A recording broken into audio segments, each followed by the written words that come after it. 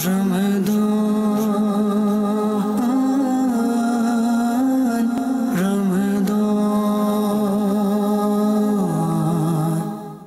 Score board دکھایا جائے.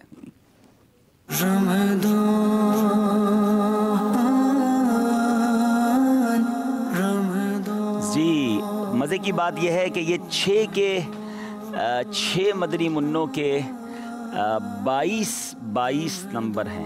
چلیں جناب 22 ہو گئے. یاد رہے آج سے آپ سب سے 2 سوال ہوں گے. ٹھیک ہے, 6 مدنی منع ہیں, 12 سوالات ہوں گے. تیار ہو جائیں, کوشش کریں کہ غلطی نہ کریں, کیونکہ غلطی کرنے والا مقابلے سے باہر بھی ہو سکتا ہے. جی ہمارے ساتھ مدنی منع نام بتائیں گے اپنا. محمد منظور اتاری. منظور اتاری. دیکھتے ہیں کہ آج منظور ہوتے ہیں یا غیر منظور ہو جاتے ہیں. بتائیے میرا بیٹا, سوال آپ سے یہ ہے, دل کو قلب کیوں کہتے ہیں؟ قلب مختلف اوقات پر یعنی پسندیدہ اور ناپسندیدہ دونوں قسم کی کیفیات پر دوچار ہوتا ہے. بہت خوبصورت جواب ہے. قلب کہتے ہیں بدلنے والے, منقلب ہونے والی چیز کو, کیونکہ کبھی تو اچھی اس کے اوپر کیفیات ہوتی ہیں, کبھی بری کیفیات ہوتی ہیں, کبھی گناہ کرنے کا جذبہ ہوتا ہے, کبھی نیکی کرنے کی تڑپ ہوتی ہے, کبھی سخاوت کا جذبہ موجے مار رہا ہوتا ہے, کبھی اسی دل کے اندر کنجوسی موجزن ہو جاتی ہے. عجیب ہے دل بھی, کسی وقت آنکھوں سے آنسو خوف خدا سے بہ رہے ہوتے ہیں, اور کبھی یہی بندہ گناہ کی طرف اپنے آپ کو لے جا رہا ہوتا ہے. تو دل بدلتا رہتا ہے. ہمیں دل کے بدلنے سے, رب سے اچھی طرف ہمارا دل بدلے, رب سے دعا بھی کرنی چاہیے. مجھے نبی پاک کی وہ خوبصورت دعا بھی یاد آ گئی. میرے آقا ہماری تعلیم کے لیے دعا فرمایا کرتے, یا مقلب القلوب ثبت قلبی علی دینک. اے دلوں کو پھیرنے والے, میرے دل کو اپنے دین پر ثابت قدمی عطا فرما. ہم سب کو یہ دعا بھی کرنی چاہیے. ماشاءاللہ جواب بالکل درست دے دیا ہے. چلیں جناب, عبداللہ کی باری ہے. عبداللہ بتائیں, جو شیطان لوگوں میں افواہیں عام کرتا ہے اس کا نام بتائیں. مصوت. آپ نے کہا مصوت. جو افواہیں, رومرز چلتی رہتی ہیں, کون سا شیطان ہے جو عام کرتا ہے؟ عبداللہ مسکرا رہے ہیں, لگتا ہے کہ ان کو جواب انہوں نے درست دے دیا ہے, مگر کہیں یہ جواب غلط تو نہیں ہے. کیا کہتے ہیں عبداللہ؟ میرے پاس 2 آپشن اور بھی تھے. ابو ولہان بھی تھا, حمزاد بھی تھا, مصوت بھی تھا. چینج کرنا چاہتے ہیں؟ نہیں چینج کرنا چاہتے. افواہیں پھیلانے والا کون ہے؟ مصوت. انہوں نے کہا مصوت. جواب بالکل درست دے دیا ہے. چلیں جناب, تیسرے مدنی منع نام بتائیں گے اپنا. محمد حماد اتاری. حماد شعر سنائیں گے. سبحان اللہ. رستہ ہے عرش و کرسی اور لا مقام مکاں ہے. مکہ ہے تیرا مولد, طیبہ مقام تیرا. مکہ ہے تیرا مولد, مدینہ طیبہ مقام تیرا. جواب درست دے دیا ہے. رستہ ہے عرش و کرسی, رستہ ہے عرش و کرسی اور لا مقام مکاں ہے. رستہ ہے عرش و کرسی اور لا مقام مکاں ہے. مکہ ہے تیرا مولد, مکہ ہے تیرا مولد, طیبہ مقام تیرا. مکہ ہے تیرا مولد, طیبہ مقام تیرا. سبحان اللہ. چلیں جناب, اب باری ہے احمد رضا کی. احمد رضا بتائیں, تمام سرموں میں بہتر سرما کون سا ہے؟ اسمد. انہوں نے کہا اسمت سرما. سرما لگا کر بھی آئے ہیں, پتہ نہیں کون سا سرما لگایا ہے. جواب صحیح دے دیا ہے, اسمت سرما تمام سرموں سے بہتر ہے. اب باری ہے ہمارے حسن رضا کی. حسن رضا کی, یعنی حسن رضا بتائیے کہ ایک شعر کمپلیٹ کریں. خدا نے کہہ دیا محبوب سے کہ محشر میں گناہ گاروں کا تم انتظام کر لینا. ہائے ہائے, گناہ گاروں کا تم انتظام کر لینا. جواب درست دے دیا ہے. خدا نے کہہ دیا محبوب سے کہ محشر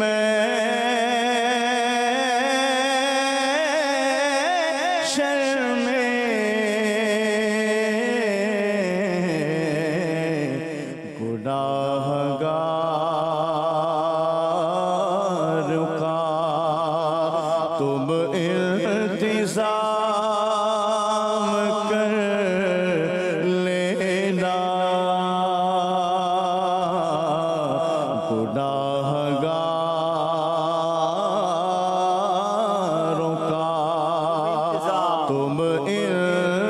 इंतजाम कर लेना। सवाल है हमारे तीसरे छठे बदरी मुन्ने से, नाम उनका रमीज़ है जी, नाम मुझे याद हो गया है। चलें, उलमा मोमिनीन से कितने दर्जे बुलंद होंगे? नबी करीम सल्लल्लाहु अलैहि वसल्लम का फरमान है, उलमाए ये कराम प्यारे आका का फरमान नहीं है, हज़रत सैयदना अब्बास इब्ने अब्बास। हज़रत सैयदना इब्ने अब्बास रज़ी अल्लाह ताला अन्हा का फरमान मुअज़्ज़म फरमान है, उलमाए कराम आम मोमिनों से 700 दर्जात 700 गुना दर्जे बुलंद होंगे और हर दो दर्जे के दरमियान 500 साल की मुसाफत होगी। जी, उलमाए किराम, अल्लाह अल्लाह, खुश नसीब हैं उलमाए किराम, खुश नसीब हैं वो वालिदैन जिनके बच्चे आलिम बन रहे हैं। सुनिए, उलमाए किराम आम मोमिनीन से 700 दर्जे बुलंद होंगे और हर दो दर्जों के दरमियान 500 साल की मुसाफत का फ़ासला होगा। अल्लाह गनी, क्या मर्तबा होगा क़यामत के दिन उलमा का। अल्लाह हम सबको आलिम बाअमल बनना नसीब फरमाए। जवाब दुरुस्त दे दिया है। अच्छा, यहाँ एक और बात सीखनी है, जब मर्द सहाबी की बात होगी तो रदी अल्लाह ताला अन्हो, और जब किसी सहाबिया की बात होगी तो रदी अल्लाह ताला अन्हा। जब किसी वली मर्द अल्लाह के वली की बात होगी तो क्या कहेंगे? ताला अलैह। और वलिया की बात होगी तो अलैहा। माशाअल्लाह, याद रखना चाहिए, ठीक है। तो जनाब एक एक सवाल सबसे हो गया है, गलती किसी ने नहीं की है। अब फिर शुरू करते हैं बाईं तरफ से। अहमद रज़ा पहले जवाब देंगे, और अहमद रज़ा जवाब ये दीजिए कि फ़रिश्तों में सबसे पहले हज़रत आदम अलैहिस्सलाम को किसने सजदा किया? फरिश्तों में सबसे पहले सजदा करने वाले हज़रत जिब्राइल अलैहिस्सलाम, फिर हज़रत मीकाईल अलैहिस्सलाम, फिर हज़रत इसराफील अलैहिस्सलाम, फिर हज़रत इज़राइल अलैहिस्सलाम, फिर मुकर्रब फरिश्ते अलैहिस्सलाम थे। जी, ज़रा गौर कीजिए, ये पूरी तरतीब इन्होंने बयान कर दी है। सबसे पहले हज़रत आदम अलैहिस्सलाम को सजदा किया हज़रत जिब्राइल, फिर हज़रत मीकाईल, फिर हज़रत इसराफील, उसके बाद हज़रत सैयदना इज़राइल, और फिर दीगर मुकर्रब फरिश्तों ने अलैहिमुस्सलाम ने, इन सब ने सजदा किया। जवाब बिल्कुल दुरुस्त दे दिया है। चले जनाब, मंजूर भाई, मस्जिद को आबाद करने की क्या फजीलत है? जो मस्जिद को ज़िक्र के लिए और नमाज के लिए आबाद करेगा, अल्लाह अज़्ज़ा व जल उसकी तरफ रहमत की नज़र फरमाएगा और फरमा देगा। और जैसा कि गायब आए, घर वाले उससे खुश होंगे। जब कोई गायब आता है तो गायब हो, कोई बंदा खो गया हो, जिस तरह वो घर आए घर वाले खुश होते हैं। फरमाया मस्जिद को आबाद करने के लिए, यानी ज़िक्र या नमाज के लिए जो मस्जिद को ठिकाना बना लेता है, अल्लाह अज़्ज़ा व जल उसकी तरफ ऐसी नज़र रहमत फरमाता है। जवाब दुरुस्त दे दिया है।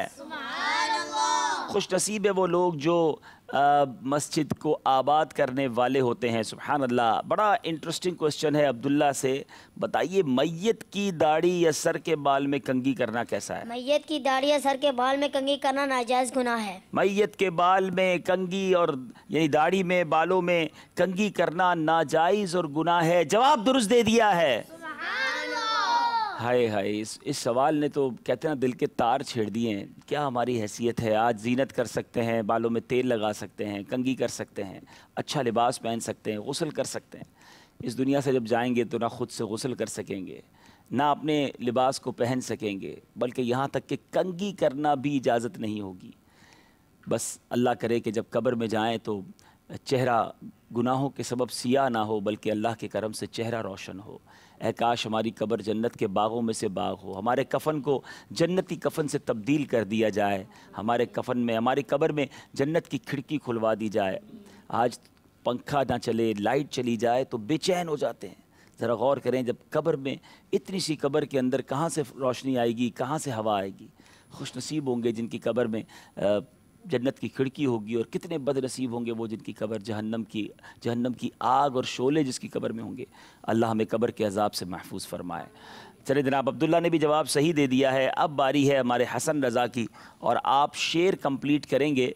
आँख उठती तो मैं झुंझला के पलक सी लेता, दिल बिगड़ता तो घबरा के संभाला करता, दिल बिगड़ता तो मैं घबरा के संभाला करता। जवाब दुरुस्त दे दिया है। आँख उठती तो मैं झुंझला के पलक सी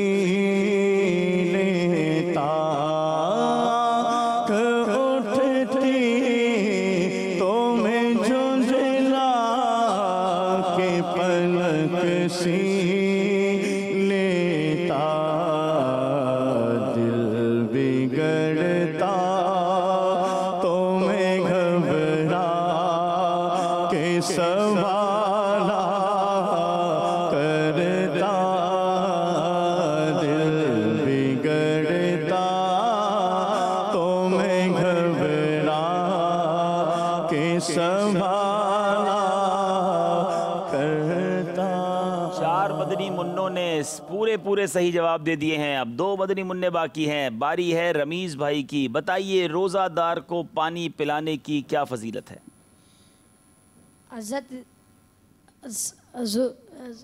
हज़रत मोहम्मद सल्लल्लाहु अलैहि वसल्लम का फरमान है, जिसने रोज़ेदार को पानी पिलाया अल्लाह अज़्ज़ल उसको मेरे हौज़ से पानी पिलाएगा जो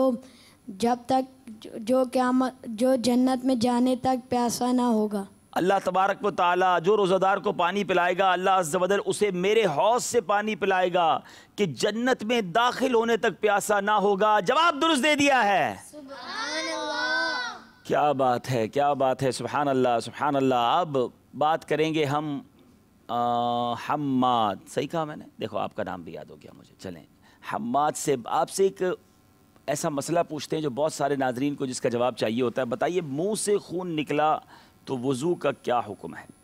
मुंह से खून निकला अगर थूक पर गालिब है तो वज़ू टूट जाएगा, वरना नहीं। मुंह से थूक निकला और अगर खून थूक पर गालिब है तो वज़ू टूट जाएगा, वरना नहीं। अब इसका तरीका भी उलमा ने बयान किया कि अगर बंदे को लग रहा है कि मुंह में खून निकल आया है तो अपने थूक को नीचे फेंके, चेक करे। अगर वो थूक लाल हो गया है या लाली की तरफ है, उस पर खून गालिब है, थूक कम है, रंग उसका तब्दील हो गया, खून की तरफ वो जा रहा है, तो अब वज़ू को वो तोड़ेगा। और अगर ऐसा नहीं है तो फिर वज़ू नहीं टूटेगा। जवाब हम्माद ने भी बिल्कुल दुरुस्त दे दिया है। नहीं जनाब, हमने 2 क्वेश्चन किए मगर ये कोई भी पीछे रहने के लिए तैयार नहीं है। तो चलें जनाब, आज किसी को घर नहीं भेजते, आज किसी को तोहफ़ा नहीं देते, हम आपको आगे लेकर चलते हैं। कल हो सकता है आपके साथ कुछ और भी किया जाए, क्योंकि कल एक तरह से सेमीफाइनल है। चलें जनाब, स्कोर बोर्ड देखेंगे और फिर हम चलेंगे सच्चे वाक़े की तरफ। सल्लु अलल हबीब सल्लल्लाहु ताला अला मुहम्मद सल्लल्लाहु अलैहि वसल्लम।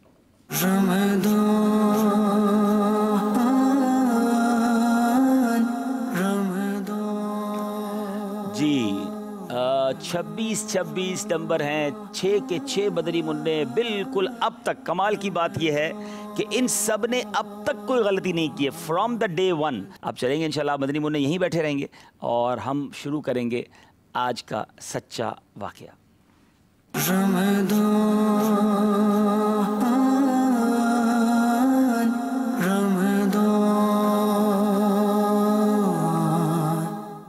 जी आज हम आपको जो वाक़या सुनाने जा रहे हैं ना, वो एक ऐसा मौजज़ा है, बल्कि शायद ये सवाल भी बन सकता है, लेकिन चूँकि अभी मैंने वाक़या सुनाना है तो जवाब मिल जाएगा कि वो कौन सा मौजज़ा है हज़रत इब्राहीम का जो हम आज भी अपनी आँखों से देख सकते हैं। ये वो पत्थर है, ठीक है, आज उसके बारे में मैंने सुनना है। कुरान में उस मुबारक पत्थर का जिक्र है। आपने देखा होगा लिफ्टें होती हैं ना, ऊपर ले जाती हैं, नीचे ले आती हैं, और जब बिल्डिंग वगैरह बनती है तो आपने देखा होगा क्रेन होती है, पत्थर लेकर ऊपर जाना हो तो क्रेन रखती है, ठीक है। लिफ्टें भी बिल्डिंग में लगाई जाती है जिसमें वो सीमेंट वगैरह डालते हैं, फिर वो सीमेंट ऊपर जाती है, फिर वो उस फ्लोर पे जाके सीमेंट गिराया जाता है। आजकल इस टेक्निक के ज़रिए, इस यूँ समझिए कि सलाहियत के ज़रिए बिल्डिंग बनती हैं। उस ज़माने में जब काबे की तामीर हुई थी तो हज़रत इब्राहीम अलैहिस्सलाम जब काबा मुशर्रफ़ा की तामीर कर रहे थे तो जब दीवारें सर से ऊंची हो गई, सर की तक तो आप वैसे ही पत्थर रखते रहे, जब सर से ऊंची हो गई तो इसी पत्थर पर आपने काबा मुअज़्ज़मा, इस पर खड़े होकर काबा मुअज़्ज़मा की तामीर को मुकम्मल किया। ये आपका मौजज़ा है। कमाल की बात देखें कि पत्थर पर आप पैर रखें तो पत्थर पर तो कुछ नहीं होता, मगर हज़रत इब्राहीम अलैहिस्सलाम ने जब अपने मुबारक कदम रखे तो उस पत्थर पर आपके कदमों का गहरा निशान हो गया। अच्छा, आपके कदमों के इस मुबारक निशान की बदौलत इस पत्थर को की फ़जीलत में और 4 चांद लग गए। अल्लाह तबारक व तआला ने कुरान मजीद में 2 जगह इस पत्थर का किस तरह तज़किरा फरमाया, यानी काबा मुकर्रमा में खुदा की बहुत रोशन और खुली हुई निशानियाँ हैं, और इन निशानियों में से एक बड़ी निशानी मकाम इब्राहीम है। अब ज़रा गौर करें, अल्लाह की निशानी कहा गया मकाम इब्राहीम को। एक और जगह अल्लाह तबारक व तआला ने कुरान में इरशाद फरमाया, वत्तखिज़ू मिन मकाम इब्राहीम मुसल्ला, और इब्राहीम के खड़े होने की जगह को नमाज का मकाम बनाओ। तो यहाँ पर तवाफ़ के बाद मकाम इब्राहीम के करीब 2 रकात नफल पढ़ना चाहिए। ये यूँ समझिए कि तवाफ़ के नफल कहलाते हैं, वाजिब हैं ये पढ़ना। और इस मकाम की जो अजीब बात है ना, आपको पता है हज़रत इब्राहीम अलैहिस्सलाम को कितना अरसा हो गया? پہلے یہ بتائیں نبی پاک علیہ الصلوۃ والسلام کو دنیا سے پردہ فرمائے ہوئے کتنا عرصہ ہو گیا؟ احمد رضا بتائیں گے، دنیا سے ظاہری طور پر پردہ فرمانے کو کتنا عرصہ ہو گیا؟ نہیں پتا، چلیں عبداللہ بتائیں گے۔ 1438 1438 سال جو ہے ہجرت کو ہو گئے، ٹھیک ہے؟ تو اب 1438 کو نبی پاک نے جب دنیا سے پردہ فرمایا نا، تو مدینہ شریف میں 10 سال پیارے آقا نے گزارے۔ اب ذرا غور سے سوال سنیے گا، بلکہ ایک کام کرتے ہیں بیرون ملک والوں سوال کرتے ہیں کہ 1438 سال ہو گئے ہجرت کو، تو بتائیے نبی پاک علیہ الصلوۃ والسلام کے دنیا سے پردہ فرمانے کو، مزار شریف میں جانے کو کتنا عرصہ ہو گیا ہے؟ چلے مائک لے کر جائیں، آپ دیکھتے ہیں کہ یہ کیسے حساب نکالتے ہیں۔ ہاں حساب لگائیں اور کیسے جواب دیتے ہیں۔ 1438 سنہ ہجری ہے، تو سرکار دو عالم صلی اللہ تعالیٰ علیہ وسلم کو اپنے مزار میں تشریف لے گئے کتنے سال ہو گئے؟ حساب لگ چکا میرا خیال۔ چلے جناب جی۔ السلام علیکم ورحمۃ اللہ۔ وعلیکم السلام ورحمۃ اللہ وبرکاتہ۔ مدثر اتاری عمان سے حاضر ہوں۔ جی مدثر بھائی۔ آقا علیہ الصلوۃ والسلام کو دنیا سے ظاہری پردہ فرمائے کم و بیش 1428 سال ہو۔ جی، مدینہ منورہ کی جو حیات ہے میرے آقا کی مدنی زندگی، وہ 10 سال کی ہے، ٹھیک ہے؟ تو 1438 میں جب 10 نکالیں گے تو کیا بنے گا؟ 1428۔ جواب انہوں نے درست دے دیا ہے۔ تو اب میں جو بتانا چاہ رہا ہوں، نبی پاک کو دنیا سے تشریف لے جائے، دنیا ظاہری طور پہ گئے ہوئے 1428 سال ہو گئے۔ حضرت ابراہیم کو پتہ ہے کتنے سال ہو گئے؟ 4000 سال سے زیادہ وقت ہو چکا ہے، 4000 ایئرز۔ مگر اس پتھر کا کمال یہ ہے کہ 4000 سالوں سے یہ پتھر کھلے آسمان تلے پڑا رہا، اس پہ 4000 برساتیں گزریں، ہزاروں آندھیوں کے جھونکے اس سے ٹکرائے، بار بار حرم کعبہ میں سیلاب آیا، پہاڑی نالوں سے اتنا پانی آیا کہ یہ مقدس پتھر جو ہے کئی عرصے تک پانی میں ڈوبا رہا۔ کروڑوں انسانوں نے اس پر ہاتھ پھیرا۔ اب یہ کچھ عرصہ پہلے اس کو باکس میں بند کر دیا گیا ہے، لیکن آج تک دھوپ میں رہا، آندھی میں رہا، بارش میں رہا، سیلابوں میں رہا۔ حضرت ابراہیم کے قدموں کے نشان آج بھی موجود ہیں، آج بھی دیکھے جا سکتے ہیں۔ یہ وہ معجزہ ہے جو ہم اپنی آنکھوں سے آج بھی دیکھ سکتے ہیں۔ سبحان اللہ، یہ عظیم معجزہ ہے، اور اس کو قرآن نے اللہ کی کھلی نشانی بیان کے فرمایا۔ اور میرے میٹھے اسلامی بھائیوں، ایک اور بات، اللہ تبارک و تعالیٰ نے یہ حکم دیا کہ میرے مقدس گھر خانہ کعبہ کے طواف کے بعد اسی پتھر کے پاس 2 رکعت نماز ادا کرو۔ تم لوگ نماز تو میرے لیے پڑھو اور سجدہ میرا ادا کرو، لیکن مجھے یہ محبوب ہے کہ سجدوں کے وقت تمہاری پیشانیاں اس مقدس پتھر کے پاس زمین سے لگیں جس پتھر پر میرے حبیب، میرے خلیل حضرت ابراہیم علیہ نبینا علیہ الصلوۃ والسلام کے قدم لگے ہیں۔ تو پتہ چلا کہ اللہ والوں، اللہ کے نیک بندوں کی جہاں پر تشریف آوری ہوتی ہے، وہاں اگر عبادتیں کی جائیں، وہاں نماز پڑھی جائے، یہ اللہ کو محبوب ہے، اس کی برکتیں ملتی ہیں۔ مقدس جگہوں پر جا کر خوب نوافل پڑھنے چاہیے۔ تو بہرحال یہ ایک تو اللہ کی یوں سمجھیے کہ روشن نشانی ہے۔ حضرت ابراہیم کا معجزہ آج بھی ہمارے سامنے موجود ہے۔ تو اب بڑا خوبصورت اس میں علماء نے ایک مدنی پھول بیان کیا۔ ابراہیم خلیل اللہ علیہ نبینا علیہ الصلوۃ والسلام کے قدم جہاں پر لگیں، وہ قدم اللہ کی نشانی قرار پائے، وہ قدم مقدس مقام قرار پائے، وہاں جا کر نوافل پڑھنا یہ بہت بڑی سعادت سمجھا جائے۔ تو جہاں ابراہیم خلیل اللہ علیہ نبینا علیہ الصلوۃ والسلام کے بھی آقا، تمام نبیوں کے آقا خود جلوہ فرما ہیں، جس مدینے میں نبی پاک موجود ہیں، جہاں سرکار کا مزار شریف موجود ہے، وہ کتنی مبارک جگہ ہوگی، اس کا مقام کتنا عرفہ و اعلیٰ ہوگا۔ حضرت ابراہیم علیہ الصلوۃ والسلام نے ایک جگہ اپنے قدم لگائے، پتھر نے وہ نشان محفوظ کر لیے۔ نبی پاک علیہ الصلوۃ والسلام کے قدم مبارک کئی جگہوں پر ایسے پتھر آج دنیا میں موجود ہیں جہاں میرے آقا نے قدم رکھے، پتھر موم ہو گیا اور نبی پاک کے قدم کے نشان اس نے محفوظ کر لیے۔ کیا بات ہے ہمارے آقا علیہ الصلوۃ والسلام کی۔ بلکہ مجھے تو وہ مقام یاد آ گیا، مدینہ منورہ میں ایک مقام ایسا بھی ہے، اللہ کریم آپ کو اور مجھے بار بار مدینہ شریف جانے کی توفیق اور حاضری نصیب فرمائے، کہ جہاں نبی پاک کے مبارک اونٹنی جو تھی، اس کے قدموں کے نشان بھی زمین پر پڑ چکے ہیں۔ ज़मीन नबी पाक की ऊँटनी कस्वा के कदमों के निशान को भी महफूज कर लेती थी, ज़मीन उसके लिए भी बोब हो जाती थी। तो क्या बात है हज़रत इब्राहीम अलैहिस्सलाम की, क्या बात है मकाम इब्राहीम की, और क्या बात है इब्राहीम अलैहिस्सलाम के आका, हमारे आका सरकार दो आलम सल्लल्लाहु ताला अलैहि वसल्लम की। तो बहुत सारी बातें इस कुरानी जो आज हमने वाक़या सुना, मकाम इब्राहीम की फ़जीलत सुनी, हमें सीखने को मिला कि अल्लाह वाले जहाँ हों या उनकी निशानियाँ जहाँ हों वो बड़ी मुक़द्दस जगह हो जाती है और अल्लाह को भी महबूब हो जाती है। तो हमें भी पता चले कि कोई चीज़ अल्लाह वालों से निस्बत वाली है, सहाबा से, अहले बैत से, औलिया से और अंबिया से, या नबी पाक अलैहिस्सलाम से उस चीज़ को निस्बत हासिल हो गई है, हमें उसका अदब भी करना चाहिए, उसके करीब जाकर दुआ भी मांगनी चाहिए। इंशाअल्लाह अल्लाह की रहमत से हमारी दुआएं कबूल होंगी।